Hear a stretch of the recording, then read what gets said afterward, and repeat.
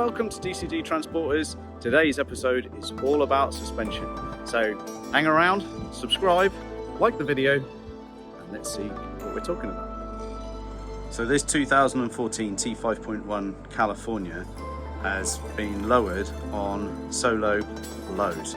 So they're a product that Solo make in conjunction with Bilstein, and this is the lowest format. So it's not sitting all the way down.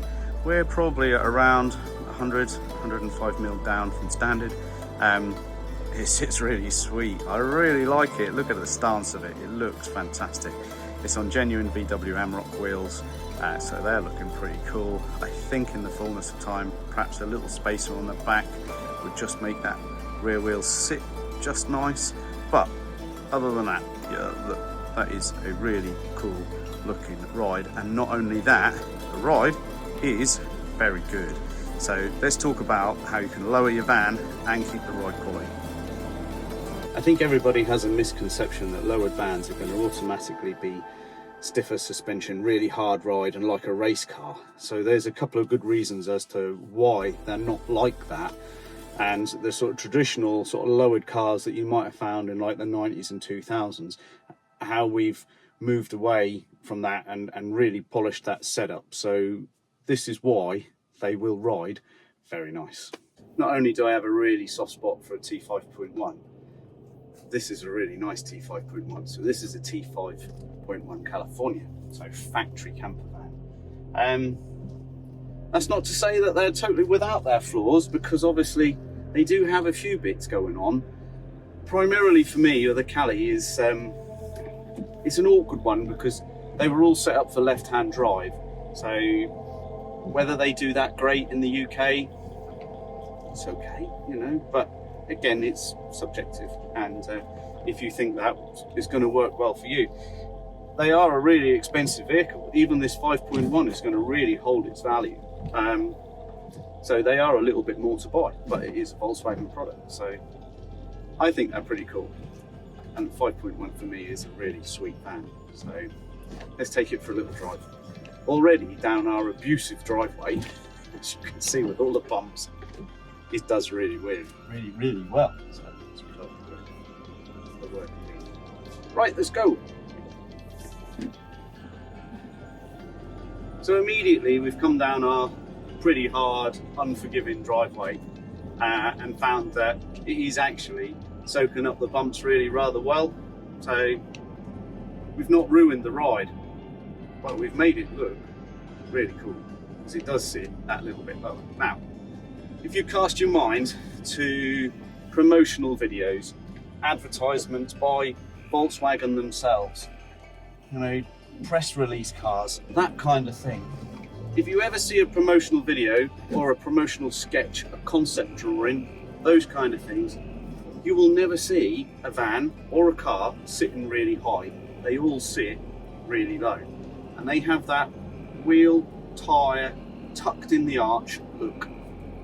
And that's basically what we're after, because no vehicle designer designs the van to have huge wheel arch gaps, unless it is that particular style. You know, it's an agricultural vehicle, it's an off-road machine, you know, no road going vehicle looks cool and is necessary to have massive wheel arch gaps. But we do, because obviously we have to live in the real world, and the real world dictates that we're going to have lots of different driving styles and lots of different driving places where we're all going to want to go, and perhaps that does then dictate that we need a bigger wheel arch gap and more clearance. But I think for a lot of people, we don't want that. So we want something that looks good, functions well, drives comfortably, but aesthetically pleasing as the factory would have wanted. So we have probably gone a little bit lower than that, you know, but again, that's all taste. But the main thing, as you can see, this drives really nice. And that's because everything is tuned to be at this height. It's not something that's been cut down and modified. It's something that's specifically been designed to be at this ride height. And that's why it's really comfortable, because the suspension is designed to work over that shorter distance and that lowered profile. Whereas if we got a set of standard springs, cut a couple of loops off them and then expected the standard shocks to be able to cope with that, you're in for a really hard time. So as this is designed to work over that ride height and over that reduced distance, it drives really nice. And the actual dampening of it is superior to the factory, because we can tune out all those little, you know, allowances, all those big tolerances that we have when they're making a very generic vehicle.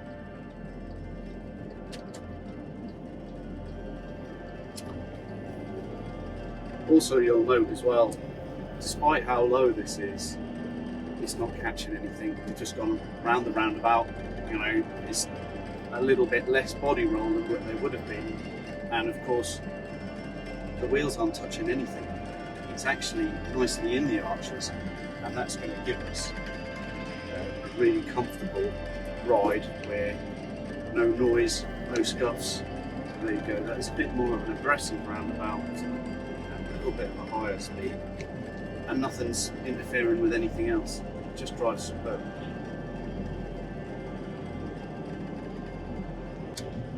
I'd even go so far to say it actually drives more comfortably than what it did on the standard suspension.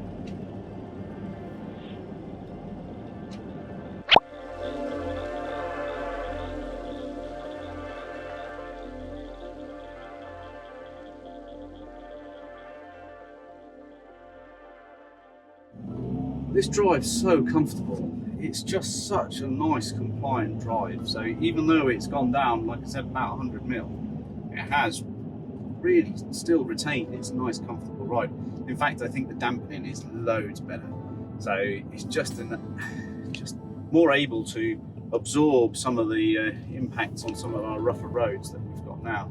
So it's working really, really well. So alongside the 100 mil drop, we have done a couple of modifications to make sure that that works well with everything that's still on the van. So we've relocated the rear ABS lines just in case under compression they do get a little nipped, and also we've reduced the height of the rear bump stops just a bit, you know, just to allow that movement of travel on that particular sort of lower setting. So that works really well. It's not crashy at all.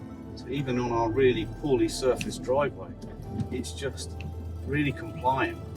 In fact, it's a lot softer and nicer than I think what you'd expect it to be.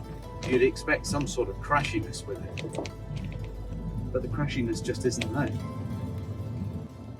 I think in conclusion, I'd say this ride's better than mine. Mine is the older version of the coilovers, and it is quite modified to get it to sit down a little lower. So we've had to do the hub mod to get those struts to work nicely and sit, you know, at a nice height. This is a T30 California, and it really hasn't got any mods to it. We haven't done the shaved top mount, mine's got those. We haven't done a hub mod, mine's got that as well.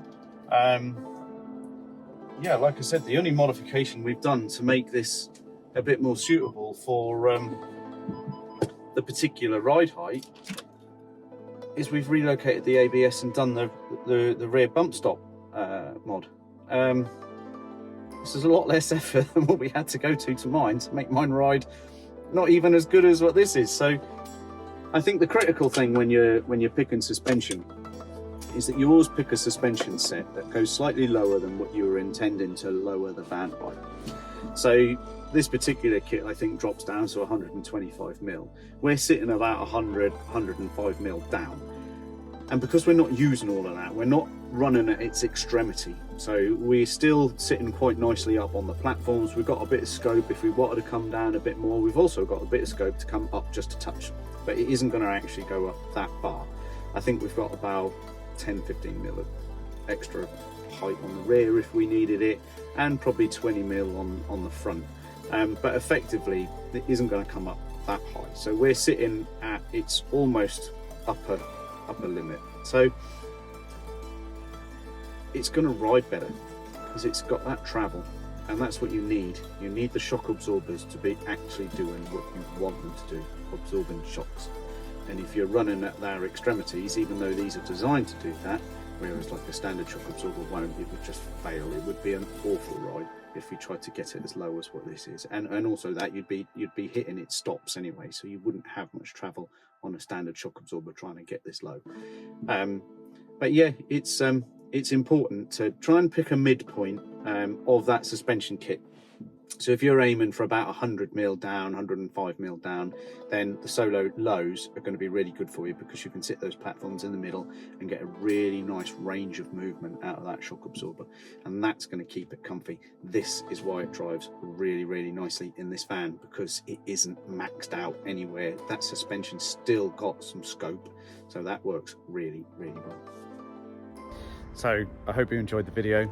Thanks for joining me today, and please do subscribe, that really does help us, and don't forget to give the video a thumbs up if you liked it. Again, we'd be really grateful, and it really does help us get found on YouTube, so please do leave a like for us, and we look forward to seeing you in the next one. In the meantime, take care. Ta-ra.